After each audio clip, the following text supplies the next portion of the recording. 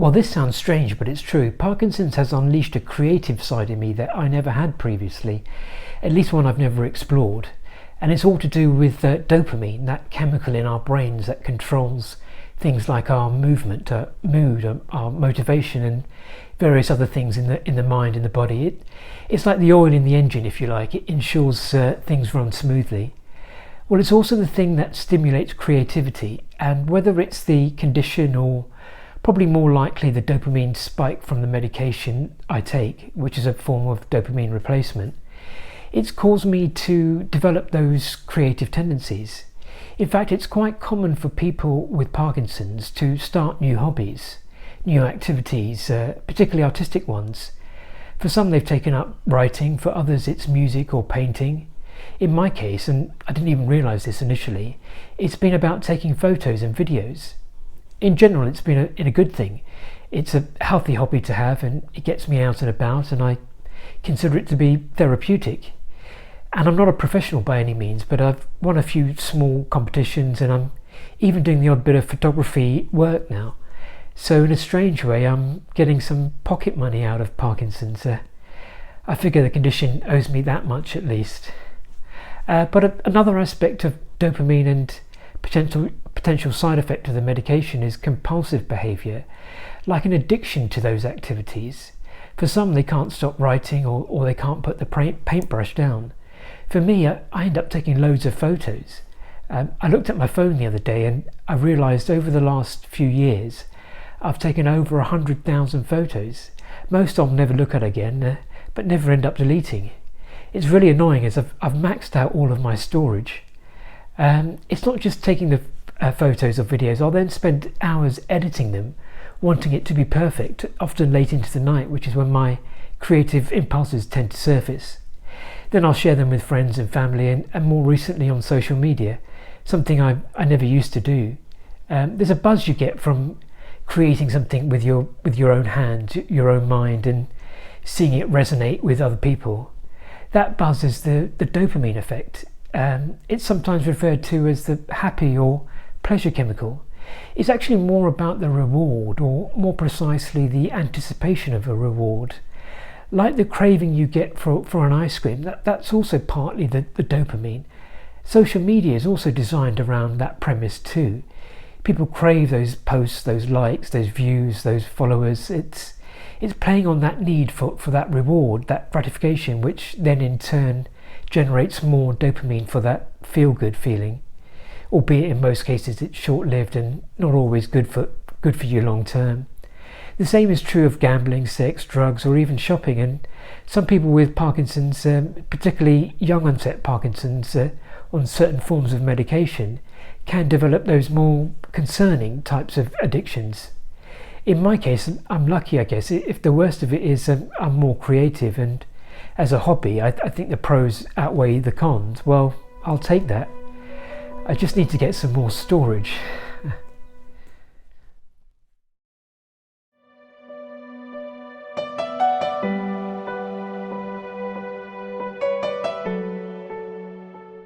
One of the frustrating things about having Parkinson's, and there are many, is that even though after Alzheimer's it's the most common brain disease, there's relatively low awareness amongst the public about the condition. And even within the Parkinson's community itself, there are misconceptions. And I think that's partly to do with language. I don't mean language in the sense of English language. I mean there's a disconnect between the language used by the scientific research and medical community on one hand, who are used to that neurological jargon and complex terms, and on the other hand, people with the condition and the wider public who simply don't get that jargon. I don't mean that we need to dumb down the language, but just make it more relatable. Calling it a movement disorder, for example, doesn't do it justice. Parkinson's affects every part of you, the way you think, the way you feel, your senses, your bodily functions, your sleep, your speech, everything. So in the same way that we've moved on from calling it a shaking disease as it used to be known, and still known as in some languages, we need to recognise and treat it as more than just a movement thing. And when I say treat, I mean in the real sense too. Most Parkinson's medications are designed to treat the physical symptoms. Even today, most research and drug trials don't consider the wider aspects.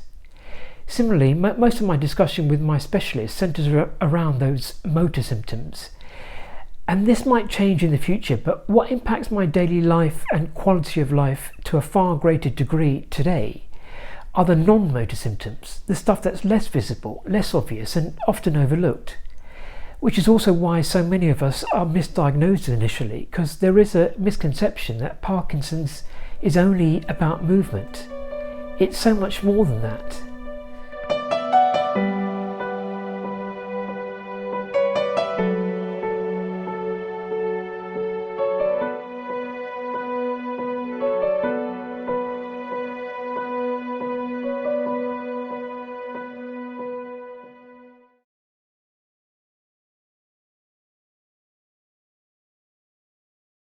I see my neurologist twice a year. On average, each session lasts about 15 minutes. So I get a total of half an hour with a specialist every year, and that's it. And in those 15 minutes, I have to try and condense and convey everything that's changed in the last 6 months. And for a degenerative condition where changes may be subtle or happen over time, that's quite difficult. The appointment itself can be a challenge too. You sit there answering the same questions, performing the same basic movement tests. It becomes routine, and I find the conversations often one way. I think that's just down to culture. We have this reverence for the medical profession, quite rightly so in most cases. We're used to going to the doctor, answering a series of questions, having a test, and then being told what's wrong with us, getting a prescription and being sent on our way. Unfortunately, Parkinson's isn't as simple as that. It requires a more open, considered conversation. I used to turn up to appointments unprepared. I was asked how I was doing, and I would say fine, not recalling that the week before, the day before, or even that morning I wasn't fine, and not really explaining it. When you're put on the spot, often you just forget things. I guess as patients we need to help ourselves in that sense by keeping track of changes and turning up to appointments prepared. I also think the communication style of certain healthcare professionals needs to evolve, allowing for a more two-way conversation. Quite frankly, they need to listen more in some cases, rather than feeling like you're in front of headmaster. And I get it. It's a challenge for them, seeing 15 patients a day or whatever it is, or with their own version of the condition. And this is also where we need a wider care approach and remove the onus on just one aspect of healthcare. I'm fortunate I can talk to my Parkinson's nurse about medication timing or side effects, for example. I can talk to my physiotherapist about my muscle contractions, my balance or movement challenges. I get to learn about fatigue in Parkinson's or cognitive changes from my occupational therapist.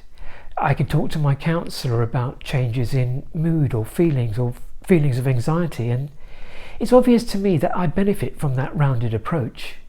Sadly, most either don't have access to that wider form of healthcare, that holistic model, or worse still, don't take advantage of it. And I think that's a shame, because I think it can make a real difference. Because that's going to affect things like your walking, particularly if you're going into an off period. You make contact with the floor, and then it gives your brain loads of information about where your leg is. It should be like that. So that front knee. You see how mine's bent? That's it. Notice my knees. It's trying to compensate. It's trying to keep that knee in. So it's just the ankle moving. That's it. Good. That's nice.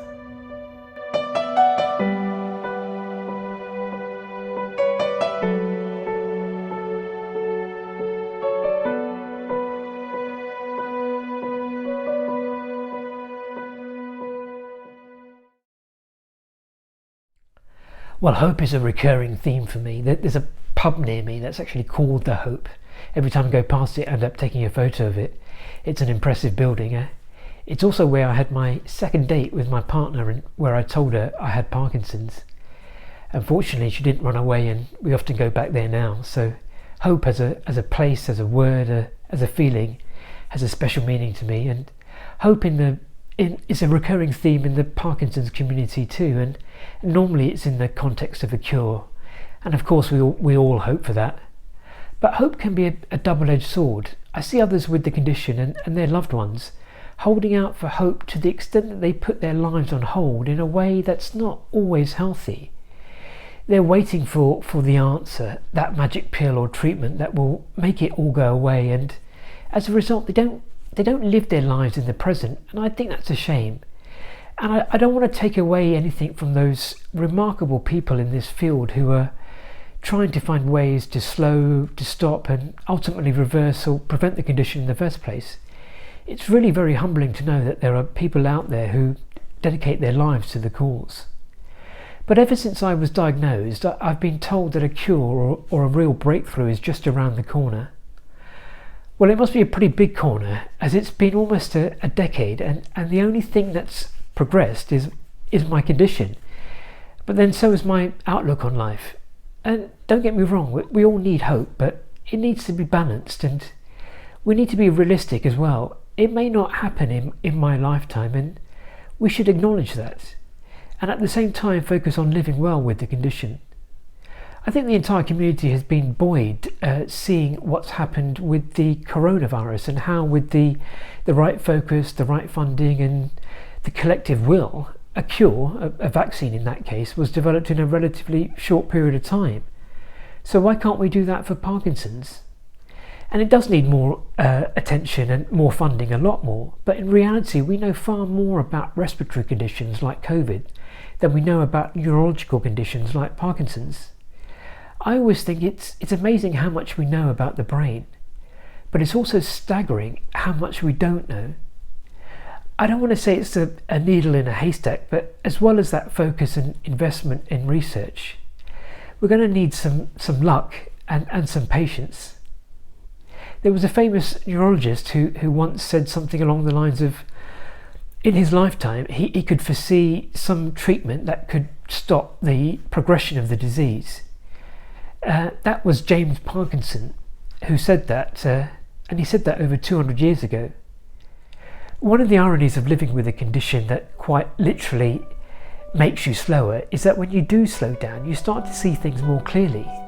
Yes, I hope and pray for a cure, but above all, when I think about my future and the future of millions of others affected by this condition, the thing I hope for the most is that, cure or no cure, that we can live a happy, rewarding life, cherishing each day, not like it's our worst, but like it's our best.